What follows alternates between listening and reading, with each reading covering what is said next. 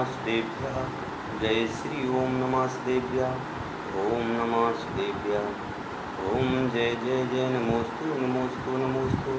नमो अरिहंताणं नमो सिद्धाणं नमो आयरिहाणं नमो वज्रायाणं नमो लोयेशवसाहूढं। मंगलम भगवान वीरो मंगलम गौतमो गणी मंगलम कुंदिकुंदाद्यो जैन धर्मोस्तु मंगलम सर्वमंगलमांगल्यम सर्वकल्याणकारिकं विधानं सर्वधर्माणां जैनं जयतु शासनं जैनं जयतु शासनं जैनं जयतु शासनं।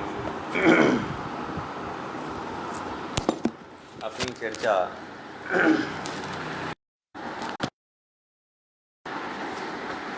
थोड़ी सी नेटवर्क की प्रॉब्लम आ गई थी, तो अपनी जो कल चर्चा है वह प्रथमान योग के पक्षपाती के ऊपर अपनी कल चर्चा चल रही थी। आज हमें उसी का आगे का विषय की अपन को चर्चा करनी है। तो आज जो है अपना 13वां प्रश्न है। इस 13वें प्रश्न में आज चरणन योग का पक्षपाती की चर्चा अपन करना है। तो चरणन योग का पक्षपाती कहता है कि जो इस शास्त्र में कथित जीव कर्म का स्वरूप है वह जैसा है वैसा ही है, उसको जानने से क्या सिद्धि होती है। भाई चरणन योग का पक्षपाती कह रहा है कि भाई जो कर्णन योग में जो जीव का स्वरूप है वैसे ही चरणन योग में जीव का स्वरूप है, और उसको जानने से क्या लाभ है। यदि हिंसा आदि का त्याग करके व्रतों का पालन किया जाए, उपवास आदि तप किए जाएं, अरहंत आदि की पूजा नमस्कार आदि की भक्ति की जाए, दान दिए जाएं, विषय कषाय आदि से उदासीन होना इत्यादि जो शुभ कार्य किए जाएं तो आत्मा का हित हो, इसलिए उनका पूर्वक चरणन योग का उपदेश करना चाहिए। कह रहे हैं कि चरणन योग वाले बोल रहे हैं कि भैया जिसमें धर्म की वृद्धि हो, या कहें कि जिसमें हमारे उपवास आदि क्रियाएं फलती हों, जिससे हिंसादि कार्य नहीं होते हों, ऐसे कार्य करना चाहिए जो आत्मा के हित हैं, हित रूप में है, और उसी का उपदेश देना चाहिए।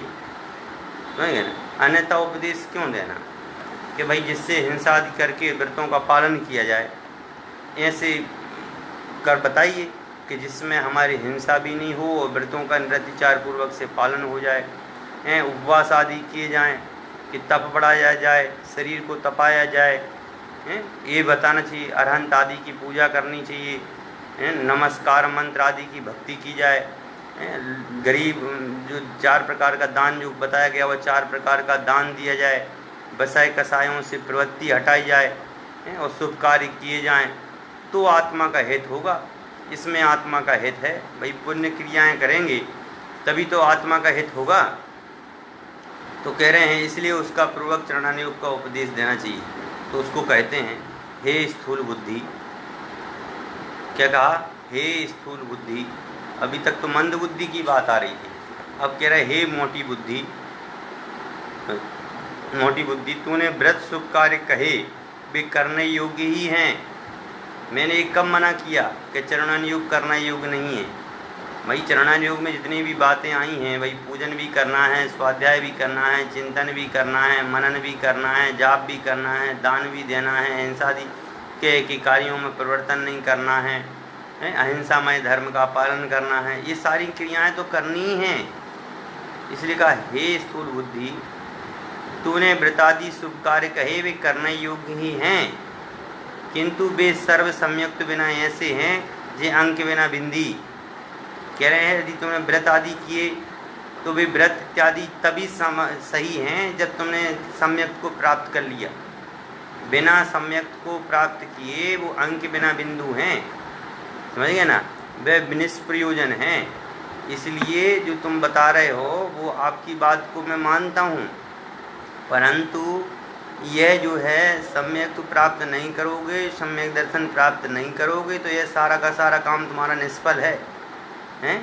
बिना सम्यक किए आपके जो भी कार्य हैं वह सब व्यवहार के हैं, समझ गए ना, और वह शुद्ध आत्मा सराग सम्यक तो है, केवल श्रद्धान रूप सम्यक की बात नहीं कर रहे हैं, कह रहे शुद्ध नय की बात कर रहे हैं कि भाई शुद्धता पूर्वक आपको जो सम्यक प्राप्त करना है उसके लिए आत्मा का हित करना है।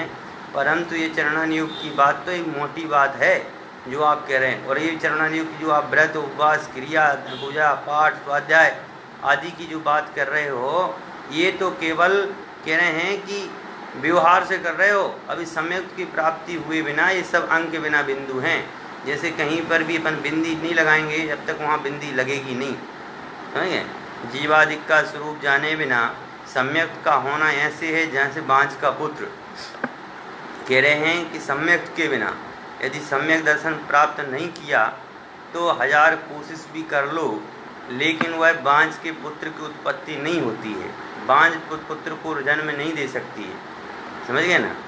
तो वही वाली बात है कि भाई जैसे बांझ पुत्र को जन्म दे सकती, ऐसी सम्यक के बिना आप घोर तपस्या करें, चारों तरफ अग्नि की शिखा जलाएं, उसमें बैठ कर के भी आप यदि तप करें तो भी कुछ भी नहीं है। मुनि व्रत धारे अनंत बार ग्रीवक उपजायो, कि मुनि व्रत धारण करके अनंत बार हमने 9वें ग्रीवक तक गए लेकिन सम्यक दर्शन नहीं था, समझ गए ना। मतलब आत्मा का श्रद्धान नहीं था, तो आत्मा का श्रद्धान नहीं होने से हम वापस आ गए। ऐसे कह रहे हैं व्यवहार से तुम कितना भी कुछ भी कर लो, जिन सब तक सम्यक जीवादि तत्वों का श्रद्धान नहीं होगा, जीवादिक का स्वरूप नहीं जानेंगे, जीवादिक का जो स्वरूप बताया गया उस स्वरूप को जब तक ग्रहण नहीं करेंगे, जब तक भेद विज्ञान प्रकट नहीं होगा, जब तक तुम्हें सम्यक प्राप्त नहीं होगा, जब तक तुम बांझ के पुत्र के समान ही व्यवहार कर रहे हो कि बांझ के पुत्र नहीं हो सकता है, उसी प्रकार से सम्यक के बिना यह सारे के सारे कार्य तुम्हारे निष्फल हैं। अतः जीवादिक का स्वरूप जानने के लिए इस शास्त्र का अभ्यास करना चाहिए। इसलिए कह रहे हैं जीवादिक के यदि स्वरूप जानना है, जीवादि के स्वरूप को पहचानना है, उस स्वरूप में लीन होना है, तो आपको यह सब जानना पड़ेगा। क्या सब जानना पड़ेगा कि आपको करणानुयोग की बातें आपको समझनी पड़ेंगी। बिना करणानुयोग के समझे आप जीवादि तत्वों में भेद विज्ञान नहीं कर सकते हो। तथा तूने जिस प्रकार व्रतादि शुभ कार्य कहे और उनसे पुण्य बंध होता है, भाई जो भी आपने अभी तक ये बात कही थी कि व्रत आदि शुभ कार्य करना चाहिए, व्रत आदि को पालन करना चाहिए, समझे। ये तो कह रहे ये शुभ कार्य हैं, इन शुभ कार्य से क्या होगा, कह रहे इन शुभ कार्य से पुण्य बंध होगा और इसके अलावा कुछ नहीं होगा। ऐसा कहा हुआ है तो ठीक है। उसी प्रकार जीवादि के स्वरूप जानने रूप ज्ञान अभ्यास है, वह भी सबसे बड़ा प्रधान शुभ कार्य है। कह रहे हैं कि जीवादिक तत्वों को जानना, समझ गए ना, जीवादिक तत्वों को जानना और उनको जान करके उनके स्वरूप का ज्ञानाभ्यास करना है कि भाई वह जीव तत्व जो है वह कैसा है, जीव तत्व जो है अजीव तत्व से भिन्न है कि जीव तत्व में मिला हुआ है। समझ, ऐसा ज्ञानाभ्यास करना भी बहुत ज़रूरी है, क्योंकि जब तक यह जीव ज्ञानाभ्यास नहीं करेगा, यह जीव जब तक ज्ञानाभ्यास में प्रवृत्ति नहीं करेगा, जब तक उसका किया कराया सारा बेकार है। इसलिए कहा भैया, इसलिए साथी से पुण्यबंध होता है, समझ गए ना, उससे तो पुण्यबंध होता है, लेकिन जीवादि तत्वों को जान करके उसको ज्ञानाभ्यास करने पर, उसको स्वरूप में लेने पर हमें साथी से पुण्य का बंध होता है। और उन व्रतादियों में ज्ञानाभ्यास की ही प्रमुखता है। जो व्रत आदि की क्रियाएँ कर रहे हो ना, उन व्रतादि क्रियाओं में ज्ञानाभ्यास की बहुत आवश्यकता है। ज्ञानाभ्यास के बिना तो वह लंघन है। आपने व्रत कर लिया, आपके अंदर में बस देखा सी कि आपने व्रत कर लिया कि सामने वाला उपवास कर रहा है, हम भी उपवास कर लेते हैं, समझ गए ना। अब सामने वाला तो अपने ज्ञानाभ्यास के कारण से कर रहा है, उसको तो अपने स्वरूप से विमुख होना है। मतलब जिस स्वरूप को वो अपना मान रहा था आज तक, उस स्वरूप से विमुख होना और अपने स्वरूप में जाना है, समझ गए ना। इस शरीर आदि को आज तक ये अपना मान रहा था ना, इस शरीर से मोह छुटाने के लिए, इस शरीर से राग परिणति छुटाने के लिए उसको अब क्रिया करनी है, इसलिए उसको तो उस अपेक्षा से है। लेकिन तुम में तो लंघन पड़ गई ना, क्यों, तुम तो अपने शरीर को अपना मानते हो ना, इसलिए शरीर को अपना मानते हो और शरीर की क्रियाओं को अपना मानते हो, इसलिए तुम्हारे जो हिंसादिक व्रत पाल रहे हो, ये सारे के सारे व्रत जो हैं, अहिंसादिक जितने भी व्रत हैं, शास्त्र स्वाध्याय है, चिंतन है, जितना भी यह कार्य कर रहे हैं, ये सब पुण्य बंध का कारण है। जब तक तुम्हें ज्ञान अभ्यास नहीं हो जाता है, जब तक तुम्हें भेद विज्ञान नहीं हो जाता है कि यह जो हम कार्य कर रहे हैं ये किसके निमित्त से कर रहे हैं, समझ गए, बिना उसके आपका किया कराया सारा पानी में चला जाएगा। इसलिए कहा, उससे ही कहते हैं जो जीव प्रथम जीव समासादि विशेष जानकर पश्चात, देखो पहले नंबर ये लिखा, जो जीव समास आदि जो 20 रूपणाएँ कही गई हैं, उन जीव समास आदि को समझ करके, जीव के स्वरूप को समझ करके, हैं यथार्थ ज्ञान करके हिंसादिक का त्यागी बनकर व्रत धारण करे वह वृत्ति है कि भाई कौन कौन सी जाति के जीव हैं, कौन कौन सी जाति के जीव नहीं हैं, किस रूप में परिवर्तन करना चाहिए, किस रूप में परिवर्तन नहीं करना चाहिए, कैसे हिंसा को रोकना चाहिए, कैसे हिंसा को नहीं रोकना चाहिए, किसके हिंसा करने से कितना पाप बनता है, किसकी हिंसा करने से कितना पाप बनता है, ये सारी के सारे स्वरूप को जब तक तुम नहीं जान लोगे, जब तक कैसे क्रिया करोगे, हैं? और जब आप यथार्थ ज्ञान हो जाएगा, हैं, जीवा समाज की जो 20 रूपणाएँ कही गई हैं, उन 20 रूपताओं का जब तुम्हें नॉलेज हो जाएगा तो अपने आप यथार्थ ज्ञान की प्राप्ति हो जाएगी और तुम वृत्ति हो जाओगे। जीवादिक के विशेषों को जाने बिना कुछ हिंसादिक के त्यागने से अपने को वृत्ति तो वह वृत्ति नहीं है, इसलिए व्रत पालन में भी ज्ञान अभ्यास ही प्रधान है। इसलिए कह रहे हैं भैया व्रत पालन आदि करते हो तो उस व्रत पालन में भी इसी को प्रधानता दी गई है कि पहले तो आप जीव समाज को जानिए, पहले तो आप जीव को समझिए, पहले तो आप जीव समाज के स्वरूप को जानिए।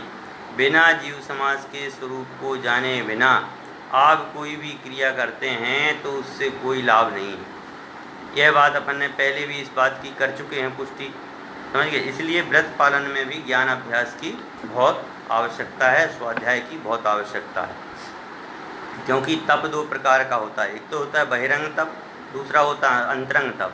जिसने शरीर का दमन हो वह बहिरंग तप, और जिससे मन का दमन हो वह अंतरंग तप। शरीर का दमन हो मतलब में जिसमें शरीर को क्रश किया जाता है, समझ गए। जैसे अपन देखते हैं ना, समाधि मरण होता है, संलेखना धारण करते हैं, तो संलेखना धारण करते हैं तो कितने साल तक करते हैं, वो किन किन लोगों को धारण करना चाहिए, ये भी एक नियम विधि है उसमें। तो इस समय अपन लोग देखते हैं ना, शरीर को क्रश करना, जिसमें शरीर का क्रश किया जाता है उसको बोलते हैं संलेखना। जब शरीर को जो क्रश किया जाता है यह जो है बहिरंग तप है, और इसी में जब सम्यक की प्राप्ति पूर्वक जब यह संलेखना की जाती है तो वह जो होता है अंतरंग तप हो जाता है। जहाँ पर मन से, वचन से, काय से, कसायों से निवृत्ति की जाती है वह अंतरंग है, और जहाँ पर बाह्य रूप में निवृत्ति की जाती है कि वह शरीर को कष्ट देना है वह बहिरंग तप है।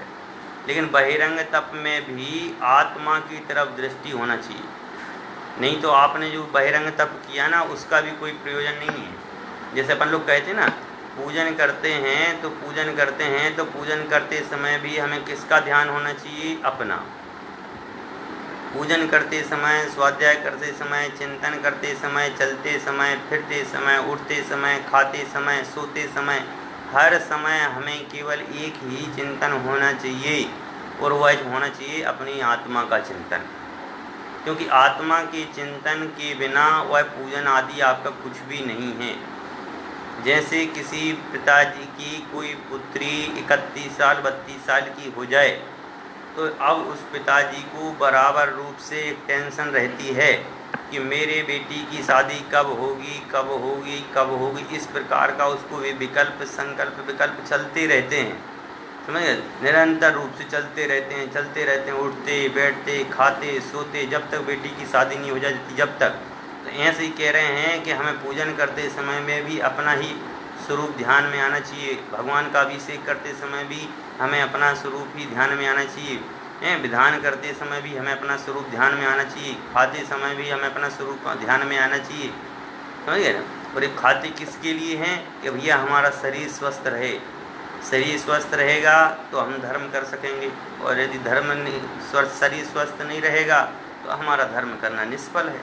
इसलिए ये सारी की सारी जो क्रियाएं हैं, ये जितनी भी विशेषताएं हैं, ये सब अंतरंग एवं बहिरंग तप में अपने अपने अनुसार यथावत अपन को लगा लेना चाहिए।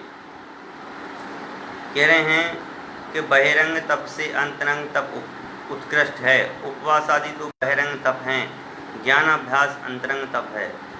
ये तो कह रहे उपवास आदि क्रियाएं, शरीर को कृष करना इत्यादि जो शरीर को तपाने के लिए किए जाते हैं वह सबके सब बहिरंग हैं। और जो ज्ञानाभ्यास पूर्वक मन की कसायों को शांत करने के लिए, मन में जो मोह राग द्वेष विराजमान है उस मोह राग द्वेष को हटाने के लिए जो तप किया जाता है उसका नाम है अंतरंग तप। समझिए ना। सिद्धांत में 6 प्रकार के अंतरंग तपों में चौथा स्वाध्याय नाम का तप है, उससे उत्कृष्ट व्युत्सर्ग और ध्यान ही है। इसलिए तप करने में भी ज्ञानाभ्यास ही प्रधान है। कह रहे सबसे अच्छा तप है स्वाध्याय। बिना स्वाध्याय के कोई भी बिना देखो, एक तो होता है अज्ञानवश कोई कार्य करना और एक होता है भाई ज्ञानपूर्वक कार्य करना। तो एक अज्ञाने में कोई कार्य हो जाए तो उसकी कोई वैल्यू नहीं है, लेकिन जो अपने ज्ञान से वह कार्य करता है उसको सब कोई मानता है। तो अज्ञान अवस्था में किए गए कार्य को सभी माफ़ कर देते हैं। यह बच्चा होता है ना, वह बच्चा कोई भी क्रिया करता है उसकी क्रिया को कोई मानता नहीं है, पर यदि यदि कोई क्रिया करता है तो उसकी क्रिया को माना जाता है। ऐसे ही कह रहे हैं कि जो अज्ञानी जीव हैं वह अज्ञानी जीव जब तक अपने स्वरूप को नहीं जानते हैं तब तक अज्ञानी है, समझिए ना। लेकिन जब वह अपने स्वरूप को जान लेते हैं तो वही ज्ञानी बन जाते हैं। तो वही वाली बात यहाँ पर है कि स्वाध्याय जो है सभी जीवों को स्वाध्याय करना चाहिए। स्वाध्याय ही परम तप है। और आज तो बहुत बढ़िया दिन है, आज के दिन तो यह नियम ले लेना चाहिए कि भैया हमें आज शुद्ध पंचमी है और इस शुद्ध पंचमी पे हमें नियम ले लेना चाहिए कि हमें तो केवल स्वाध्याय ही करना है। हमारे जीवन में चाहे कितना भी कैसा समय आ जाए लेकिन हम स्वाध्याय नहीं छोड़ेंगे। दिन में एक बार तो कम से कम हम स्वाध्याय करेंगे ही करेंगे, समझ गए। जिनके पास में मंदिर की सुविधा उपलब्ध हो, सभी के पास मंदिर की सुविधा उपलब्ध होती है, कुछ लोग होते हैं जिनकी नहीं होती है, समझ गए। जैसे बॉम्बे वगैरह में हैं तो लोग मंदिर नहीं जा पाते हैं, जिनके पास मंदिर होता है वो चले जाते हैं, बाकी सभी को दूर पड़ते हैं। तब भी वो भी ऐसा नियम लें आज शुद्ध पंचमी को कि हमें भी रोज़ के रोज़ मंदिर जाना है, रोज़ स्वाध्याय करना है, रोज़ चिंतन करना है। अपने बच्चों में भी यह जिनवाणी के संस्कार अपन को डालना है, क्योंकि यदि अपन अपने बच्चों में जिनवाणी के संस्कार नहीं डालेंगे तो आज जो अपन दूसरे बच्चों की तरफ देखते हैं कि जो अपने पिताजी की माताजी की बात को स्वीकार नहीं करते हैं, जो अपने पिताजी माताजी की बात को नहीं मानते हैं और इधर उधर दर दर भटकते हैं, वह सब इसीलिए होता है क्योंकि उन्होंने ना तो खुद स्वाध्याय किया, न दूसरे को स्वाध्याय कराया, ना तो खुद जिनवाणी पढ़ी न दूसरों को जिनवाणी पढ़ने दी। मैं तो ये कहता हूँ भैया, जो भी जिनेंद्र भगवान के मंदिर जाने में और जिनवाणी पढ़ने में यदि रोक लगाए, समझ लेना वो बहुत आर्थ ध्यानी रौद्र ध्यानी व्यक्ति है। उसके अनंतानुबंधी कसाय का बंध बंधेगा, समझ गए। इसलिए कभी भी धार्मिक कार्यों में कभी भी नहीं रोकना, क्योंकि शादी के समय पर भी जो 7 वचन निभाए जाते हैं उन 7 वचनों में भी कहा जाता है कि आप मुझे कभी भी धर्म क्षेत्र पर जाने से नहीं रोकेंगे। तो यह पति उसका जो बनता है, जो दूल्हा होता है, वो कहता है कि ठीक है, मैं आपको कभी नहीं रोकूंगा, आप भी मैं भी आपके साथ चलूँगा। तो वह वचन को भी ध्यान में रखिए, समझे। और अपने बच्चों में भी जिनवाणी के संस्कार दीजिए और जिनवाणी को अपने हृदय में धारण कीजिए। और यही जिनवाणी आपके लिए शुभ पुण्य एवं शुभ पुण्य प्रकृति का उदय लाएगी और आप सदा निरोगी रहेंगे, निर्ज्वल रहेंगे, शुद्ध ज्ञान वाले रहेंगे और जगत में भी आपको धर्म परायणता प्राप्त होगी यदि आप स्वाध्याय वगैरह करते हैं तो इस प्रकार से आज का यह जो दिन है, यह आज का दिन वास्तविकता में ये जीवन में बहुमूल्य दिन है और इस दिन सभी को यह नियम ले लेना चाहिए और सदा ही जिनवाणी के लिए विनयवंत हमें रहना चाहिए। उस जिनवाणी की सबसे बड़ी विनय यही है कि रोज़ कम से कम 1 घंटा स्वाध्याय करें। ये जिनवाणी की सबसे बड़ी विनय है और इससे बड़ी कोई विनय नहीं है, समझ गए ना। बहुत सारे लोग होते हैं जो जिनवाणी को दूर कर देते हैं, कह देते हैं भैया इस जिनवाणी को अब बहुत सारी हुई पंडित जी, जिनवाणी को कहाँ रखवा दूँ, सोनागर भिजवा दूँ, कहाँ विदिशा भिजवा दूँ, कहाँ भिजवा दूँ। मैं कहता हूँ भैया आपके 4 बेटे हैं और 4 बेटे होते हैं और 4 कमरे क्यों बनाते हो? हैं 4 बेटे हैं, 4 कमरे क्यों बनाते हो आप? एक अपनी माँ के लिए कमरा नहीं बना सकते हो आप? अपने घर में एक स्वाध्याय कक्ष नहीं बना सकते हो? बेटों के लिए तो 4 कमरे बना देते हो, ये जिनवाणी माँ के लिए क्यों नहीं बना सकते हो? क्यों? यह तो भाव उन्हीं को आता है जो जिनवाणी को समझते हैं, जिनवाणी की महिमा को जानते हैं, जिनवाणी के मर्म को समझते हैं, वही इसी बात को समझ सकते हैं। आज जिनवाणी के अलावा हमारे पास में कुछ भी नहीं है। आज जो जैनियों की पहचान है वह जैनियों की पहचान जाति से नहीं है। आज जैनियों की पहचान जिनवाणी माँ के कारण से है। जिनवाणी माँ में जो दया धर्म की भावना की जो बात बताई गई है, अहिंसामयी धर्म की जो बात बताई गई है, वह सारी की सारी हमारी जिनवाणी माँ का परम उपकार है। इसलिए हमें जिनवाणी माँ के आज यह अपन को स्वाध्याय वाली बात आई ना, इसलिए मैं बता रहा हूँ, समझ में आए। और अब अपन अपना आगे का विषय देखते हैं। जीवादि के विशेष रूप गुणस्थान आदि का स्वरूप जानने से ही अरहंत आदि का स्वरूप भले प्रकार पहचाना जाता है। कह रहे हैं कि जीव आदि का स्वरूप जानते हैं ना, जब अपन जीव आदि के स्वरूप में जब भेद विज्ञान करते हैं कि कौन जीव है कौन अजीव है, 9 तत्वों में कितने जीव हैं कितने अजीव हैं, 9 तत्वों में अब एक प्रकाश ज्योति प्रकाशवान आद्वैत भाव, दूध परम ग्राह्य शुद्ध निश्चय से इसको ग्रहण किया, द्रव्य स्वभाव प्रकाशक, यह आत्मा जब अपन देखते हैं तो कह रहे हैं कि जब जीवादि तत्वों में जब अपन भेद डालते हैं, जीवादि तत्वों को जब समझते हैं तो गुणस्थान आदि का स्वरूप जानते हैं। जीवादि का स्वरूप जाना तो गुणस्थान का स्वरूप जान लिया, और गुणस्थान आदि के स्वरूप के माध्यम से हम अरहंत आदि का जो स्वरूप है उसको भली प्रकार से पहचाना जा सकता है। अपनी अवस्था पहचानी जाती है कि हम अभी किस अवस्था में हैं, हमारे अभी परिणाम कैसे हैं, अभी हमारे परिणामों में कितना कसाय है, कितना राग द्वेष है, कितना मोह है, ये सारी की सारी बातें जो हैं, ये सारी की सारी बातें अपन इसके माध्यम से जानते हैं। ऐसी पहचान हो जाने पर जो अंतरंग में तीव्र भक्ति प्रकट होती है, समझिए ना। जब हम अपने आप को पहचानते हैं तो अपने आप को पहचानते हैं तो अपने आप को पहचानने के बाद में हमें एक अंतरंग में एक बहुत अंदर से बहुत खुशी होती है। जैसे कोई चीज़ है हम सीख रहे होते हैं, और जब सीखते सीखते समझ लीजिए अपन बैडमिंटन ही खेलते हैं, और बैडमिंटन जब तक नहीं आता है खेलना तो हमें बड़ा अजीब सा लगता है कि बताओ सभी लोग खेल लेते हैं और हमें खेलना नहीं आता है। अनंत आत्माएं हैं जिन्होंने खेल खेला है और वो मुक्ति को प्राप्त हो गई, और हमें वो खेल खेलना नहीं आ रहा है। और जब हम खेल खेलना सीख जाते हैं तो हमें बहुत खुशी होती है, अंतरंग में बहुत अच्छा लगता है, वाह मज़ा आ गया।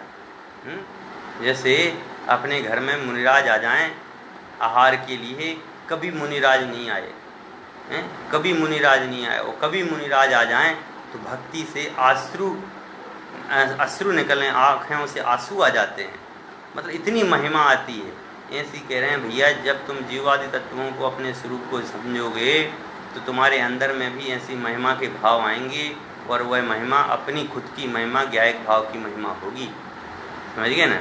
और वह ज्ञायक भाव की महिमा ही हमें बहुत कार्यकारी है। और जो कुल क्रमादिक से भक्ति होती है वह किंचित मात्र ही फल देती है। कुल क्रमादिक से भक्ति होती है मतलब मंदिर गए, रोज चल रहा है ओम जय महावीर प्रभु स्वामी जय महावीर प्रभु, तो ये बड़ी भक्ति चल रही, रोज जय पारस देवा। अरे ये तो हम अनादि से ही पढ़ते आ रहे हैं, मैं तो ये अनादि से ही पढ़ता आ रहा हूँ। ऐसी भक्तियाँ गाइए, शरीरी सिद्धि भगवान आदर्श तुम्ही मेरे, ऐसी भक्ति आना चाहिए कि हे प्रभु आदर्श आप ही हैं हमारे। जो अनादि से जो भक्तियाँ चली आ रही हैं, एक के पीछे एक गाता जा रहा है, खूब ढोल नगाड़े बजा रहे हैं, खूब पीट रहे हैं, जहाँ कोई भक्ति का भाव ही नहीं है वहाँ तो ढोलक के उस पे तान पे डांस किए जा रहे हैं। तो कह रहे ये परंपरा से चली आई भक्तियाँ जो हैं कार्यकारी नहीं, ये फल देने वाली नहीं है। इसलिए भक्ति में भी ज्ञानाभ्यास ही प्रधान है। भक्ति तो तुम्हें तभी आएगी जब तुम्हारे अंदर में ज्ञानाभ्यास होगा। भक्ति कब होती है? भक्ति तभी होती है कि जब अपन को उस बात का अनुभव हो, अपन को जब उस बात की खुशी हो, तब उसमें भक्ति आती है। नहीं तो भक्ति नहीं आती है, केवल एक मनोरंजन का साधन हो जाती है। इसलिए भैया भक्ति को मनोरंजन का साधन मत बनाइए, भक्ति को आनंद का साधन बनाइए। भक्ति ऐसी कीजिए जिससे आपको आनंद की प्राप्ति हो, भक्ति ऐसी कीजिए जिसमें आपको परिणामों में शांति मिले, ऐसी भक्ति।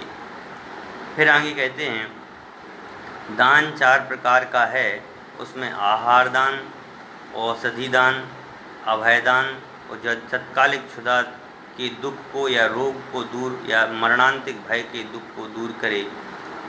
समझिए ना, कह रहे हैं कि ये दान जो हैं आहार दान, औषधि दान, अभय दान और एक जो है ज्ञान दान, जो ज्ञान दान भी है कि आहार दान तो जो है वर्तमान के क्षुधादि दुखों को दूर करता है, हैं? कि भाई वर्तमान में जो दुख है उस दुख को दूर करने वाला है आहार दान। आहार दान तो केवल अभी वर्तमान के दुख ही दूर करता है। औषधि दान वर्तमान के रोगों का उपचार करता है, हैं? और अभय दान जो मरणाधिक भय के दुख को दूर करता है, और वो अपन दे नहीं सकते हैं अभय दान किसी को, नहीं है। और चौथा ज्ञान है ज्ञान दान, और यह ज्ञान दान जो है, जो यह ज्ञान दान करता है उसके तो परम उपकारी कहो, उसके लिए तो कोई शब्द ही नहीं है, हैं? ज्ञान दान बिल्कुल करना चाहिए।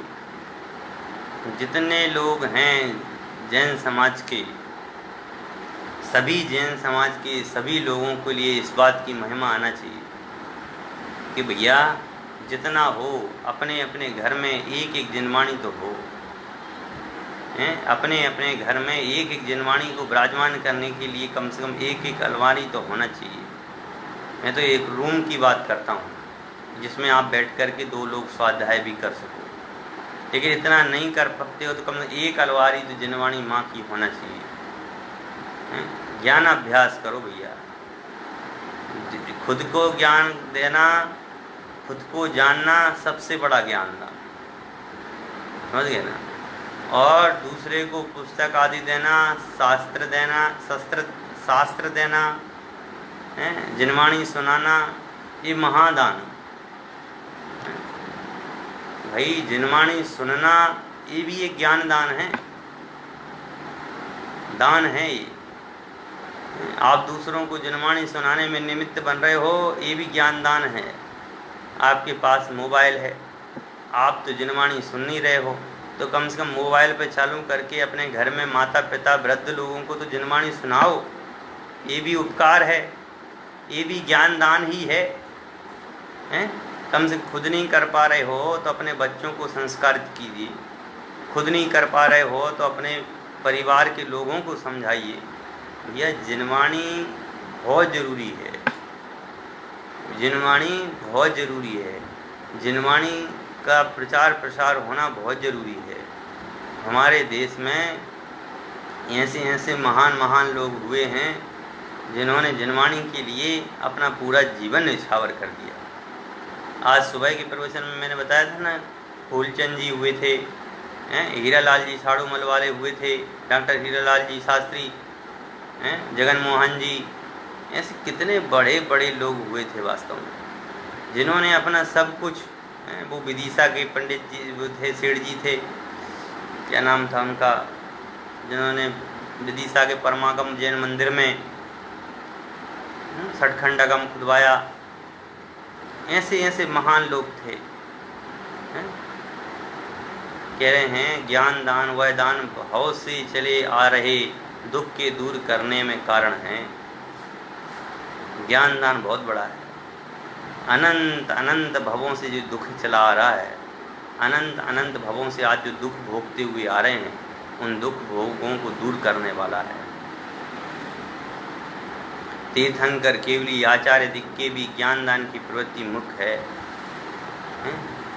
बोले तीर्थंकर ज्ञान दान देते हैं कि नहीं देते हैं? केवली भगवान ज्ञान दान देते हैं कि नहीं देते हैं? आचार्य भगवान ज्ञान दान देते हैं कि नहीं देते हैं? पांचों परमेष्ठी ज्ञान दान देते हैं भैया।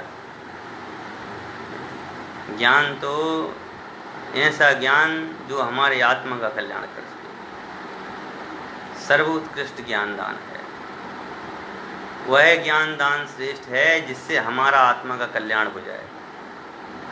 वह ज्ञान कोई मतलब का नहीं है कि यहाँ से सुनो और यहाँ से निकाल दिया जाए, समझ गए ना? ज्ञान तो वही श्रेष्ठ है जो जीवन में सुख शांति दे। और कैसे जीवन में सुख शांति दे? अनंत भवों के जीवन में सुख शांति दे कि अब मेरा अंत का भव जो रहे, बस ऐसी शांति दे। मुझे अब और कुछ नहीं चाहिए, मुझे तो बस एक अब जिनवाणी माँ प्राप्त हो गई है। उस जिनवाणी की माँ की जो शरण है अब वो मैंने ले ली है, अब मुझे और कुछ नहीं चाहिए। सबसे बड़ा ज्ञान दान है। अपने घर में वृद्ध माता पिता की सेवा करना हो तो उनके लिए 10 मिनट कोई बुक्स पढ़ करके सुनाना। अपने बच्चों को संस्कारित करना हो तो 10 मिनट उनके लिए धर्म की पढ़ाई कराना, ये सबसे बड़ा ज्ञान दान। अतः ज्ञान दान उत्कृष्ट दान है। ज्ञान दान जैसा कोई दूसरा दान नहीं है। इसलिए जिसके ज्ञानाभ्यास हो तो वह अपना भला कर लेता है, अन्य जीवों को भी ज्ञान दान देता है। एक तो वो है जिसको ज्ञानाभ्यास हो, जो जिनवाणी को समझता हो, जो जिनवाणी के मर्म को जानता हो, वो खुद भी अपना ज्ञानाभ्यास के बल पर अपना कल्याण कर लेता है और दूसरे जीवों को भी वह ज्ञानाभ्यास के माध्यम से आत्म कल्याण करा देता है। देखिए, आज तक अनंत सिद्ध परमेष्ठी भगवान हुए, अनंत 24 तीर्थंकर हुए। ऐसे अनंत 24 तीर्थंकर भगवानों ने पता नहीं कितने भगवान तैयार किए हैं। उन्होंने ज्ञान दान दिया भैया, उन्होंने दिव्य ध्वनि सुनाई, ज्ञान दान दिया है? हमारे देश के कितने बड़े बड़े सेठ लोगों ने कितने जिनवाणी छपाई और आज घर घर में जिनवाणी माँ है। लेकिन आज वो जिनवाणी माँ की जो कदर है वो कदर नहीं की जा रही है। हमारे लिए बहुत ध्यान रखने की बात हुई है, बहुत ज़्यादा ध्यान रखने की आवश्यकता है। जिनवाणी माँ का बहुत ध्यान रखना पड़ेगा। जिनवाणी माँ हमारी सच्ची माँ है। जिनवाणी माँ संसार सागर से पार कराने वाली है। ज्ञानाभ्यास के बिना ज्ञान दान देना कैसे हो सकता है? जब तक आपको ज्ञानाभ्यास नहीं है तो आप ज्ञान दान कैसे देंगे? इसलिए दान में भी ज्ञानाभ्यास ही प्रधान है भैया। बिना ज्ञान के आप कैसे दान देंगे? जैसे जन्म से ही कोई पुरुष ठगों के घर पहुंच जाए, वहाँ वह ठगों को अपना मानता है। कदाचित कोई पुरुष किसी निमित्त से अपने कुल का और ठगों का यथार्थ ज्ञान कराने से ठगों में अंतरंग में उदासीन हो जाता है। उनको पर जान का संबंध छुड़ाना चाहता है। बाहर में जैसा निमित्त है वैसा प्रवर्तन करता है। और कोई पुरुष उन ठगों को अपना ही जानता है, किसी कारण से ठगों से अनुराग करता है और ठगों से लड़कर उदासीन होता है, आहार आदि का त्याग कर देता है। कितना बढ़िया उदाहरण है कि कोई पुरुष तो है और ठगों के घर पहुंच जाए, वहाँ वह ठगों के अपना मानता है और किसी पुरुष के निमित्त से वह ठगों के से भिन्न अपने को अनुभव कर लेता है तो उन ठगों को छोड़ देता है। बाहर में जैसा निमित्त है वैसा प्रवर्तन करता है और कोई पुरुष उन ठगों को अपना ही जानता है, किन कारणों से ठगों से अनुराग करता है और ठगों से लड़का उदासीन होता है और आहार आदि का त्याग कर देता है। होंगे। इस प्रकार यह आज अपन ने संक्षिप्त में यहाँ चर्चा की है। इस उदाहरण को अपन यहाँ से कल देखेंगे और कल इसके स्वरूप को समझने की कोशिश करेंगे। आज अभी एक संगोष्ठी का आयोजन हो रहा है, उस संगोष्ठी में जाना है, इसलिए आप सभी से निवेदन है कि आप अपने ज्ञानाभ्यास को बढ़ाएं और जिनवाणी को समझने में तत्पर रहें। इसी भावना के साथ अपनी वाणी को सहजानंदी शोध स्वरूपी अविनाशी हूँ आत्मस्वरूप। सहजानंदी शोध स्वरूपी अविनाशी हूँ आत्मस्वरूप। या वाणी के ज्ञान दें सूझे लोकालो, सो वाणी मस्तके नमो सदा देते हूँ। नोगा नोगा नमो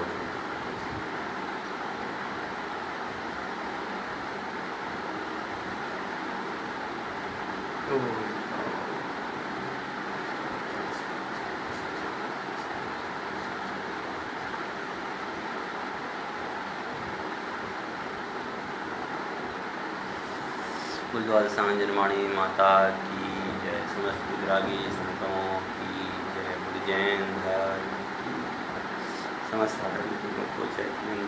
जय